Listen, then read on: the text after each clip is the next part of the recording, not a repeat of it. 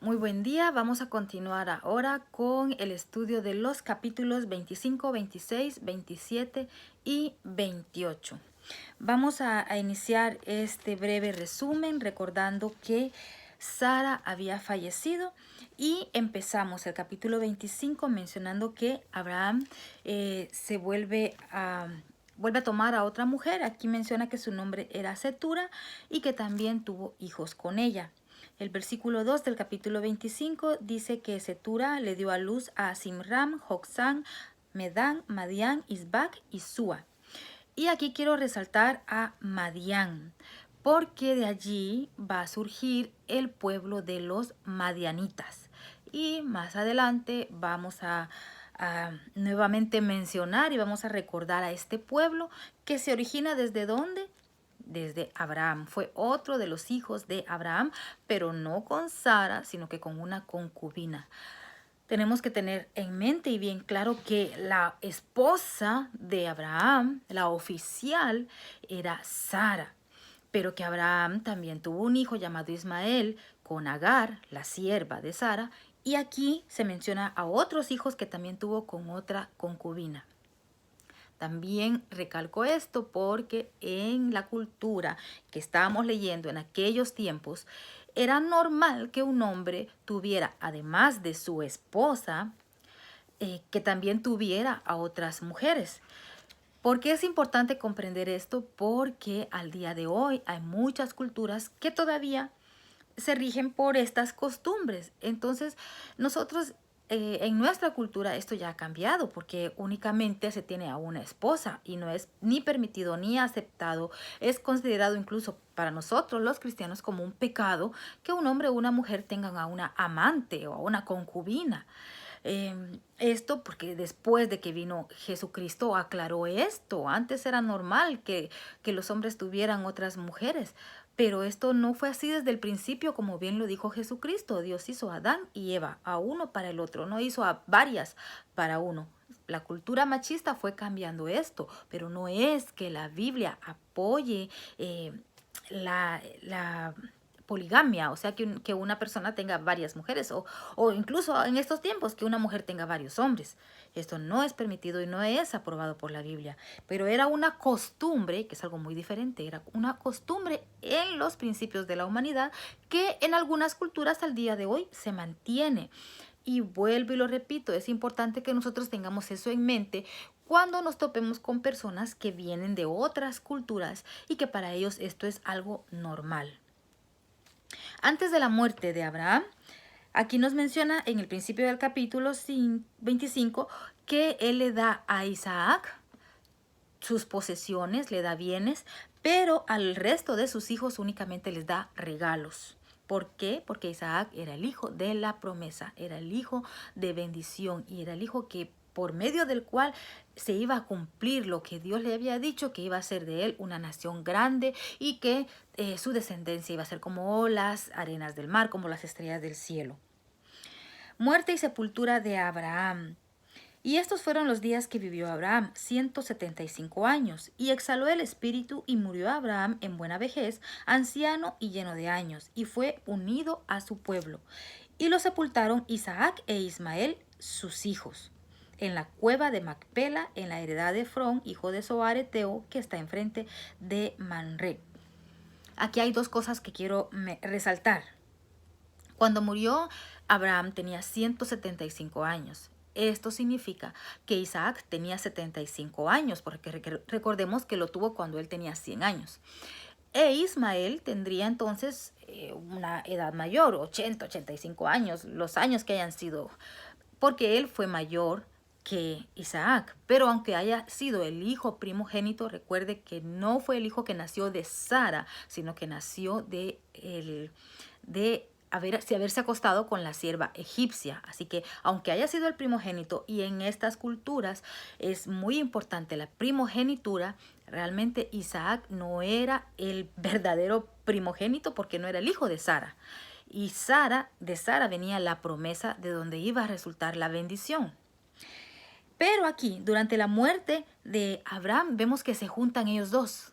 Aquí es interesante imaginarse esa escena, porque seguramente después de haber pasado tantos años cuando muere, aunque vivían en pueblos vecinos, recuerden que estamos hablando de una extensión de tierra pequeña, seguramente, aunque no es como ahora, ¿va? Que había carreteras y todo era más fácil y las comunicaciones, pero seguro había cierto contacto entre las familias, aunque vivían en tierras y lugares separados. Pero al momento de la muerte de Abraham se juntan, o al menos aquí en la Biblia especifica que ellos dos fueron los que lo enterraron en la cueva de Macpela, que es la misma cueva en donde Abraham enterró a Sara. Es decir, que ellos dos quedaron juntitos en ese lugar, que como les dije en el video anterior, con los años, esta volvería a ser la tierra de Israel, la tierra que Dios les había prometido, o la tierra que era la herencia que por ley le correspondía a los descendientes de Sem, que era la línea buena que creyó en Dios. Recordemos que desde entonces, desde los hijos de Noé, viene esta bendición y maldición. Entonces aquí se juntan estos dos hermanos para enterrar a su padre. Después nos habla acerca de los descendientes de Ismael. Yo aquí solo quiero recordarles que los descendientes de Ismael son todas las poblaciones árabes. ¿Y de dónde vienen o a quienes adoran los árabes? Los árabes son los que en la actualidad son los musulmanes, los que practican esta religión. En alguno de los videos yo me mencioné algo equivocadamente, porque yo dije que las tres grandes religiones era el judaísmo, el catolicismo y el cristianismo. Y yo ahorita estaba recapacitando acerca de eso. Yo creo que lo dije en la introducción al Génesis porque estaba equivocada. Hubo una confusión porque en realidad al momento de hacer de hacer los números o de hacer una encuesta para recaudar los datos, a los católicos y a los cristianos protestantes se les une. Entonces, ¿por qué? Porque tanto los católicos como los cristianos creemos en Jesucristo y como que Él es la fuente de nuestra adoración. Entonces, en realidad, las tres grandes religiones del mundo son el judaísmo, el cristianismo, que incluye a los católicos, y el islamismo. De hecho, el islam o los musulmanes es la segunda religión más grande en el mundo a estas fechas y se supone que es la de mayor crecimiento. O sea que va a llegar un tiempo en que van a ser más los musulmanes que los cristianos y los judíos, no digamos, porque los judíos son en menor cantidad incluso que los cristianos. Quería hacer esta aclaración y me disculpo por ese error. Y con esto terminamos prácticamente con la vida de Abraham, este gran líder, este gran patriarca. Aquí estamos en lo que estamos leyendo ahora de la Biblia, estamos leyendo y aprendiendo acerca de la era o la etapa de los patriarcas. ¿Qué es un patriarca? Es el padre de una gran familia, el jefe de una familia numerosa. Y vamos a ver específicamente estos tres patriarcas que son Abraham primero, luego Isaac y después Jacob. Ya después de Jacob, lo que viene son las 12 tribus de Israel. Así es como nace o las raíces de donde vienen los judíos. Pero Abraham, el gran patriarca, es compartido tanto por los judíos, por los católicos, por los cristianos y por los musulmanes. O sea que estas cuatro grandes ramas de religiones, cuando digo religión le estoy poniendo para hacer una clasificación, estas cuatro grandes religiones del mundo consideran a Abraham como su fundador, como su patriarca. ¿Por qué? Bueno, porque en el caso nuestro, Jesucristo viene de Abraham, él fue el patriarca. En el caso de los judíos, Abraham es un patriarca porque de allí vienen las 12 tribus de Israel que forman la nación de Israel. En el caso de los musulmanes, Abraham es el gran patriarca porque es el padre de Ismael. Y de Ismael descienden los árabes, que son ahora los musulmanes. Así que Abraham no fue cualquier hombre que pisó esta tierra, fue una persona definitivamente que era guiada por Dios, porque le creyó a Dios. Era una persona especial y digna, en nuestro caso, de imitar sus cosas buenas. Por eso la Biblia, cuando menciona a los diferentes personajes, dice lo bueno, pero también dice y menciona sus pecados y errores para que nosotros no los cometamos. Con esto termina la historia de este patriarca. Obviamente hay mucho para estudiar, pero esto es solamente lo que hemos visto hasta el capítulo 25, donde ya está la muerte de Abraham. Luego vamos a continuar con el segundo patriarca o el descendiente, que sería Isaac. Vamos a seguir avanzando aquí en la lectura y se menciona los descendientes de Ismael, que como ya les dije, son los ismaelitas, de donde vienen todos los árabes musulmanes. También nos habla del nacimiento de Jacob y Esaú. Dice en el versículo 22 del capítulo 25, y los hijos luchaban dentro de ella, se refiere a Rebeca. Y dijo Rebeca, si es así, ¿para qué vivo yo? Y fue a consultar a Jehová. Y le respondió Jehová, 2 naciones hay en tu seno, y 2 pueblos serán divididos desde tus entrañas. Un pueblo será más fuerte que el otro pueblo, y el mayor servirá al menor. Cuando se cumplieron sus días para dar a luz, he aquí había gemelos en su vientre. Lo que le sucedía a Rebeca era que tenía 2 bebés. Y era demasiado lo que ella sentía en su interior. Si de por sí cuando uno está embarazada y tiene a un bebé y este se mueve y da patadas, es en cierta manera incómodo. Aquellas que tienen gemelos sabrán lo más complicado que es al doble el tener 2 bebés en el vientre y que los 2 estén peleando, porque literalmente eso es lo que está diciendo. Y en ese entonces pues no había la tecnología de ahora y no se podía saber que eran 2 bebés los que había en el vientre, no se pudo ir a haber hecho un sonograma. Entonces, ¿qué hace? Pero algo bien sabio que hizo Rebeca, le consulta a Dios y le dice, bueno, ¿qué está pasando? Si no es así, ¿para qué quiero la vida? Porque seguramente la pobre ya no aguantaba los dolores o las molestias, qué sé yo, ya no aguantaba. Entonces Dios le dice que 2 naciones hay en su vientre. ¿Y qué era? Que tenía 2 niños, 2 bebés, que fueron gemelos. Entonces, cuando nace, en el versículo 25 dice que salió el primero y era rubio. En otras versiones dice el primero era rojizo, o sea, de color rojo. Era todo velludo, como una pelliza, y llamaron su nombre Esaú. De Esaú descienden los edomitas. Edom significa rojo. Y también más adelante vamos a hablar o vamos a mencionar este pueblo, que fueron enemigos también de los israelitas. Después salió su hermano, trabada su mano al calcañar de Esaú, y fue llamado su nombre Jacob, y era Isaac de edad de 60 años cuando ella los dio a luz. También habla de que Esaú vende su primogenitura. ¿Qué era la primogenitura? Hasta el día de hoy, para el pueblo judío, el primer hijo varón es de gran importancia. ¿Por qué? Porque según la profecía, el Hijo de Dios o el Mesías iba a ser el primogénito. Entonces, las mujeres judías hasta el día de hoy desean que su primer hijo, para empezar, que sea varón, ¿verdad? Porque de ahí ellos todavía están esperando al Mesías. Entonces, por eso la primogenitura era algo de mucha importancia y indirectamente esto vino a dar hasta nuestras culturas latinas también, en donde era importante todavía al día de hoy. Habrá muchos hombres que siguen pensando cuando van a tener un hijo por primera vez, ojalá que sea varón, para que siga mi apellido, para que siga mi descendencia. Todas estas son cuestiones culturales que después se han vuelto en contra hasta de la mujer, a llegar a una cultura machista.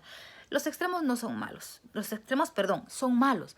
Tanto una persona machista como una persona feminista. No es bueno. Dios quiere que el hombre y la mujer trabajen conjuntamente, porque la mujer fue hecha para ser la ayuda idónea del hombre. Y el hombre fue hecho también para proteger a la mujer. Cuando ella nace, ella iba a estar a su costado, para que él la protegiera a ella y para que ella le ayudara. Aquí también quizá no sé si usted logra ver o entrever que es muy importante las opiniones de las mujeres. Yo no mencioné esto, pero hay una parte donde Sara le dice a Abraham que eche a Agar y Abraham se siente como dolido, como preocupado. Y entonces Dios le dice que le haga caso a Sara. Entonces le da el lugar a la mujer. La mujer, muchas veces cuando la esposa le dice al esposo o lo orienta sobre algo, los hombres deberían hacer un poco más de caso, porque las mujeres tenemos esa virtud o ese don que Dios nos dio. Cuando las madres también les dicen o corrigen a sus hijos, también lo están haciendo por el propio bien. Los hijos deberían de escuchar, ¿verdad? Pero como nos falta conocimiento, nos falta leer la Biblia, nos falta sometimiento, tenemos mucho desconocimiento, entonces por eso tropezamos y cometemos errores que podríamos evitar si leyéramos más la Biblia, y entonces Dios nos daría más sabiduría. Pero estamos en este proceso, por eso estamos leyendo la Biblia, para aprender un poco más. Entonces, la primogenitura por eso es que era tan importante en la antigüedad y todavía al día de hoy. Pero ¿qué pasa? Que también llega un momento en que Esaú vende su primogenitura, o sea, vende ese derecho. Yo soy el hijo, el mayor, yo nací primero, pero ¿sabes qué? Yo tengo hambre y ¿de qué me sirve la primogenitura? Está bien, dame un plato de frijoles y vamos a cambiar los frijoles por la primogenitura y ahí se quedó el asunto. Pasa el tiempo y después cuando muere Isaac y es momento de que los padres den su bendición, como solía suceder y como al día de hoy nuestros padres nos bendicen, entonces se iba a bendecir al mayor. Por eso es que también la primogenitura era pues era dichoso, ¿no? El que nacía primogénito, porque también era una ley en aquel entonces o una costumbre que al hijo mayor se le daba el doble de herencia que a los demás hijos. Entonces, pues también era una cuestión económica o material también, no solo espiritual. Pero ¿qué sucede cuando ya Isaac muere y llega el momento de bendecir? Aquí hay toda una gran historia, pero usted ya la leyó seguramente. Y lo que sucede es que aquí Rebeca entra en acción y hace un plan, toda una estrategia para que en lugar de que Isaac bendiga al primogénito, que era Esaú, en lugar de eso bendice al hijo menor, que era Jacob. Aunque en realidad, por derecho, sí le correspondía a Jacob esa bendición, porque años antes, por un plato de frijoles, Esaú se la había vendido. Pero si usted leyó bien aquí en estos capítulos, se dará cuenta que hay una expresión que utiliza Esaú, donde dice que Jacob bien que es un engañador y por eso tiene ese nombre, porque ya 2 veces que lo ha engañado, primero cuando le hizo que le vendiera la primogenitura y después cuando le robó la bendición. Pero aquí realmente está errado, porque en ningún momento el otro estaba engañado. Él, en ese momento, según se lee aquí en la Biblia, él le dijo, ¿de qué me sirve la primogenitura? Yo tengo hambre. Entonces sí se la vendió, sí tenía derecho a eso. Pero vemos la mano de Rebeca que entra aquí en acción y que le ayuda a que consiga esa bendición. Yo creo que hasta cierto punto, Dios, que conoce nuestros corazones, hace que todo obre para bien y va encaminando las cosas hasta que se cumple el propósito por el cual fuimos creados.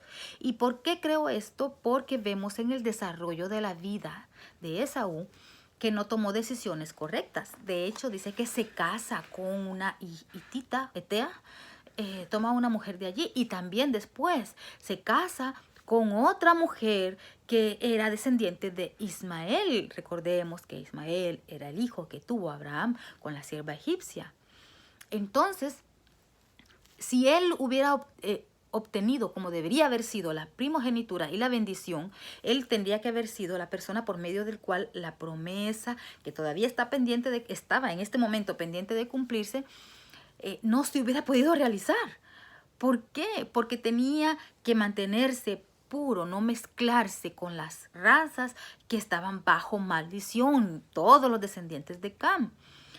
Entonces, por eso es que yo creo que todo obra para bien, como bien dice la Biblia, y en realidad el que tenía el corazón dispuesto y disponible era Esaú para cumplir con este propósito. También vemos aquí, si leímos los capítulos, que al final el mismo Isaac bendice a Jacob, porque ya, y algo también interesante, mire el valor que tenía la palabra. Hoy en día la palabra no vale nada. Hoy en día uno hace un trato con una persona y le dice, te doy mi palabra que voy a hacer esto, y en realidad eso no vale. Si no hay un papelito manda, como dicen, ya la palabra ya está devaluada. Pero aquí, en estos tiempos, en los principios de la humanidad, que no había abogados, no había papelito que hablara, la boca, lo que se dijera con la palabra tenía tanto valor que una vez dicha no se podía retirar. Por eso es que cuando Isaac bendice a Jacob, aunque después se da cuenta que fue engañado porque no era él, ya no podía retirar la bendición, ya se la había dado a Jacob, entonces ya no había nada que hacer, ya no se la podía dar al otro. Cuando llega Esaú y le dice, no tienes nada para mí, no me puedes bendecir a mí, entonces ¿qué le dice? Ya le di mi bendición, ya se la di a tu hermano Jacob. Entonces, ¿qué le dice? Más bien lo que le dice a él es que va a ser siervo de su hermano. Y aquí ya viene se desencadena otra guerra entre hermanos. Tanto así que después Esaú dice en su corazón que va a matar a su hermano, que mientras tanto se va a quedar tranquilo porque hasta que se muera el papá, después que va a matar a su hermano por lo que le hizo, aunque es injusto porque el otro en realidad no le hizo nada, solo tomó lo que por derecho le correspondía. ¿Qué más quiero resaltar acá? Vamos a ver, capítulo 26. Aquí se repite algo, Isaac está en Gerar, se repite una historia, un pecado, un error que comete, un pecado, porque fue un pecado el que comete Isaac. Y algo importante para nosotros los padres, bendigamos a nuestros hijos, enseñémosles la rectitud, contémosle de nuestros errores y aclarémoselos para que no cometan los mismos. Pidámosle a Dios que nos libere de cualquier maldición o que nos libere de cualquier pecado que nos tenga atados, porque vemos aquí que Isaac comete el mismo pecado que cometió su padre Abraham. Nuevamente tiene que viajar porque hubo hambre en su tierra, se va a la tierra de los filisteos con Abimelech, que usted recordará este nombre, Abimelech, también era el mismo rey a donde fue Abraham, era la misma persona. Entonces Isaac va a morar a esta tierra y cuando llega allí no dice que Rebeca es su esposa, sino que dice que es su hermana porque era muy bonita y lo podían matar por la belleza de la esposa. Entonces después Abimelech se da cuenta, mira por una ventana el rey, que Isaac está acariciando a su mujer, o sea, y está acariciando a la que supuestamente es su hermana, pero obviamente de una manera que no corresponde acariciar a una hermana, sino que a una mujer. Y le dice, ¿qué es esto? ¿Qué has hecho? ¿Qué tal alguno de mis habitantes la quiere por mujer, se acuesta con ella y le va a traer maldición? Aquí nuevamente se da este tema, porque Dios, en lugar de castigar a Isaac, castiga al pueblo pagano. Pero aquí es un tema demasiado profundo, ya habrá un momento y un video para hablar de eso, porque solo para adelantar, en muchos casos Dios nos utiliza a nosotros, sus hijos, como un instrumento para castigar a aquellos que no creen en Él. Yo sé que suena fuerte, suena quizá un poco confuso, pero ese es el concepto bajo el cual en muchas ocasiones, por mano de alguien que seguía a Jesús, al Dios verdadero, aquí vamos por Jehová, en muchas ocasiones, en lugar de que hubiera un castigo para esta persona, el castigo venía para el pueblo pagano, o para la persona pagana, o la persona que creía en otros dioses. Hay un pasaje, yo no sé si lo mencioné antes, pero hay una parte. Hasta aquí, en lo que hemos leído, vemos de que aunque la tierra de Canaán le corresponde por legalidad a Abraham, a Isaac, a Jacob, aquí todavía no la han poseído. Ellos siguen habitando como extranjeros en su propia tierra, porque ya estaba habitada por los cananeos. Pero si nos regresamos al principio del Génesis, recordaremos que la tierra de Canaán, o la bendición que da Noé a sus hijos, es de que ellos iban a habitar. Esa promesa se le da a Sem y le dice que él va a habitar en Canaán y que Canaán será su siervo. Recordemos que Canaán es el hijo de Cam, el hijo que vio la desnudez de Noé. Entonces, desde esas fechas, que ya han pasado años de eso, está legalizado que la tierra de Canaán le pertenece a Sem. Aunque no habitaran ahí, han pasado los años y los cananeos se han multiplicado en la tierra y según ellos que ellos son los dueños, pero de acuerdo a esta promesa, la tierra de Canaán le pertenece aquí a Abraham y a su descendencia. Pero hay un pasaje donde dice que la maldad de ellos todavía no ha llegado, como quien dice, a su tope. Por eso es que no lo va a destruir todavía. Esto está, mire, ya aquí está, se lo voy a leer para darme a entender. En el capítulo 15, cuando Dios todavía aquí le promete a Abraham un hijo, en el capítulo 15 y en el versículo, allá ahí donde dice, y en el versículo 15, aquí le está hablando a Abraham, Dios le está hablando a Abraham y le dice, y tú vendrás a tus padres en paz, o sea, se va a morir, y serás sepultado en buena vejez. Le está dando como una profecía a Abraham. Y así sucedió, como según vimos, Abraham muere a los 175 años y muere en buena vejez. El versículo 16 dice, y en la cuarta generación volverán acá. Allí en ese momento se encontraban en Canaán, porque aún no ha llegado a su colmo la maldad del amorreo hasta aquí. Mira, aquí Dios le está diciendo de que van a pasar 400 años porque bíblicamente hablando, una generación son 40 años. Entonces, cuarta generación. Y en la cuarta generación, no, 400 años. Bueno, quizá ya me hice bolas. El caso es de que van a pasar 400 años hasta que suceda la maldad del amorreo. Hasta que la... Estoy haciendo bolas.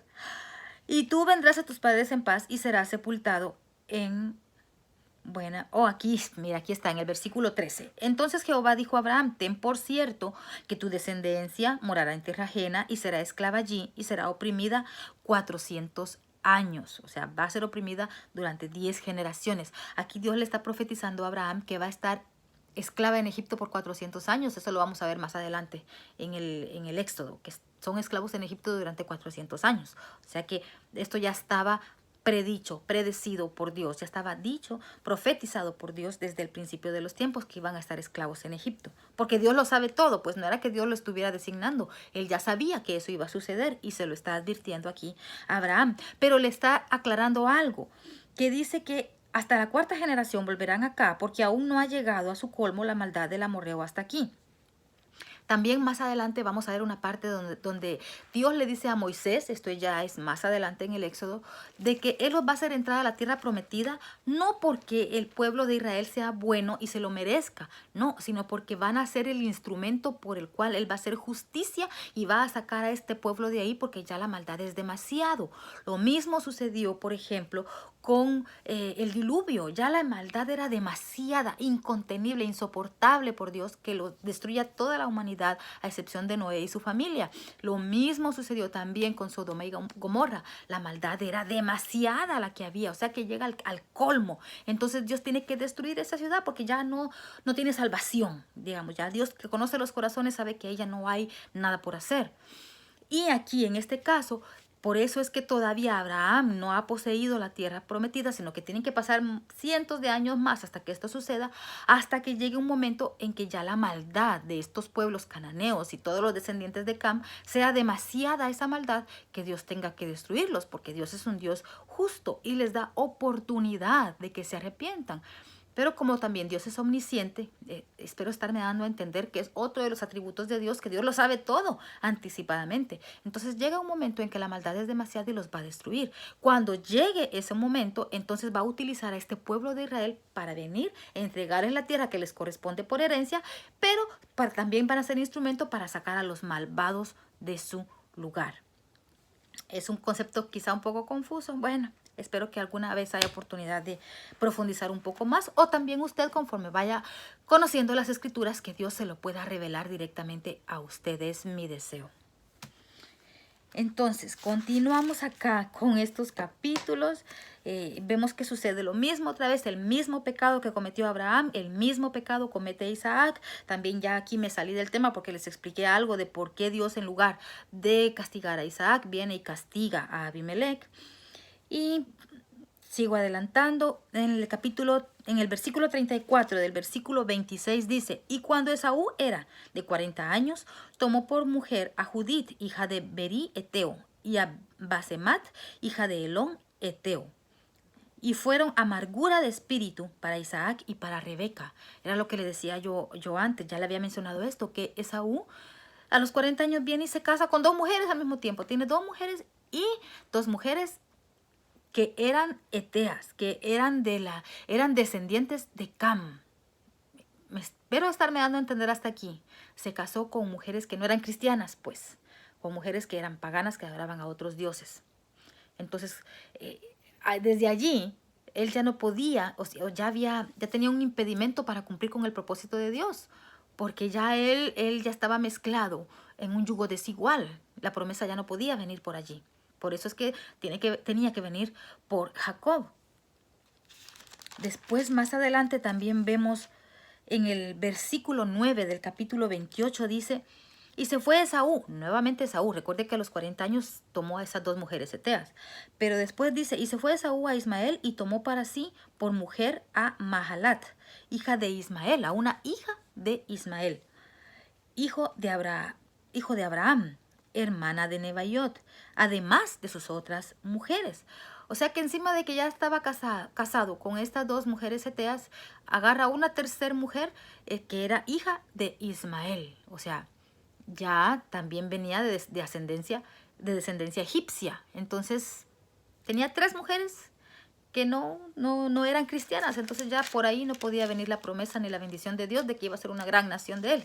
No se podía cumplir allí. Y fueron amargura de espíritu para Isaac y Rebeca. ¿Cuántas veces nosotros los hijos hemos sido de amargura para nuestros padres por causa del novio que tenemos? Eso es antes de que uno se case. Y después, si encima uno se casa con alguien que los papás no querían, lo mismo aquí le está sucediendo a Isaac y a Rebeca. Para aquellos que todavía están solteros, cuando su padre y su madre le digan, hijo, hija, esa mujer no te conviene, ese hombre no te conviene, pongamos atención y estemos atentos a las consecuencias muchas veces cuando no queremos aceptarlo, ¿verdad? Eso sí, sobre todo si nuestros padres son cristianos, ¿verdad? Y están en línea con lo que la Biblia nos dice. O sea, no es por cualquier razón, obviamente, espero estarme dando a entender.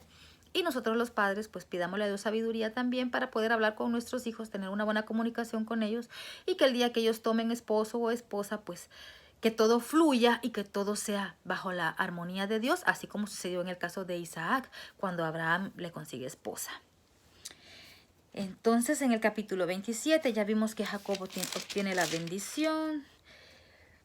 Y la bendición que le da, quiero leer aquí un parrafito. La bendición, dentro de todo lo que lo bendice Jacob, en todo lo que bendice Isaac a Jacob, le dice en el versículo 29, estoy leyendo del capítulo 27, sírvante pueblos y naciones se inclinen a ti, sé señor de tus hermanos y se inclinen ante ti los hijos de tu madre.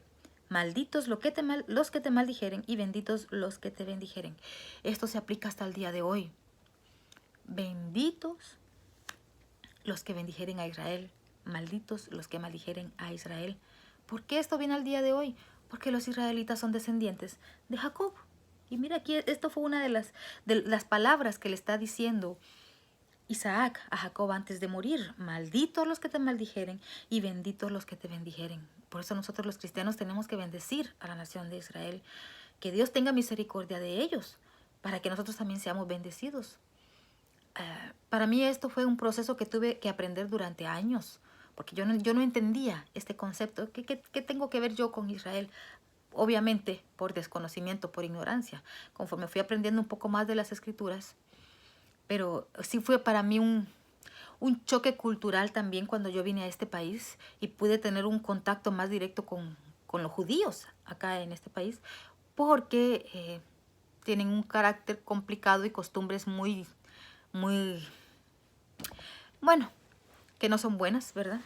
Entonces, pero es importante, ahora que yo he leído, he estudiado un poco más la palabra de Dios, he comprendido, he entendido que hay que orar por ellos, hay que bendecirlos. Ellos aún están esperando por su Mesías. Dios va a tratar de manera especial con ellos, ¿verdad? Pero mientras tanto, nosotros los cristianos, este pueblo injertado que estamos ahora, Dios también está tratando con nosotros. Y por eso, y por esta bendición que está aquí, si queremos ser benditos, tenemos que bendecir también a los israelitas, a la nación de Israel.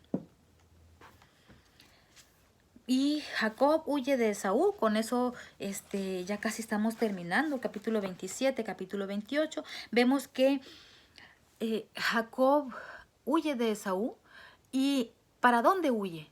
Se va con Labán. Si usted recuerda, al principio le mencioné que estuviera pendiente de este nombre de Labán. ¿Quién era Labán? Era el hermano de Rebeca. Creo que fue en este video o en el anterior donde le mencioné a Labán, hermano de Rebeca. Es decir que Jacob se va huyendo. ¿A dónde? Se va a buscar refugio con su tío Labán a la tierra de Harán. Y todo queda entre familia, ¿no? Al final de cuentas, recordemos que estamos en la época patriarcal y aquí todavía todo era por grandes familias que después se volvieron pueblos. Entonces, yo sé que ya llevo bastante tiempo. Pero nuevamente quiero enfocarme y decirle esto. Es importante que usted comprenda todos estos conceptos para que se le facilite comprender el resto de los libros de la Biblia. Si no entendemos el principio, si no entendemos Génesis ahora, va a ser más complicado conforme vayamos avanzando. Pero si usted logra captar los mensajes que hay aquí en los orígenes, va a ser mucho más fácil, se lo prometo, que usted comprenda situaciones que van a pasar en el transcurso del tiempo, a lo largo de la historia y en los demás libros que vamos a continuar leyendo. El versículo 22 del capítulo 28, con eso termino. Y esta piedra que he puesto por señal será casa de Dios, y de todo lo que me dieres, el diezmo apartaré para ti. Nuevamente, el concepto del diezmo. Aquí Jacob le está prometiendo a Dios que le va a dar la 10ª parte de todo lo que él reciba. El diezmo está antes de la ley. El diezmo está durante la ley. Y el diezmo continúa después de la ley. Que el Señor le bendiga y nos vemos en el siguiente video.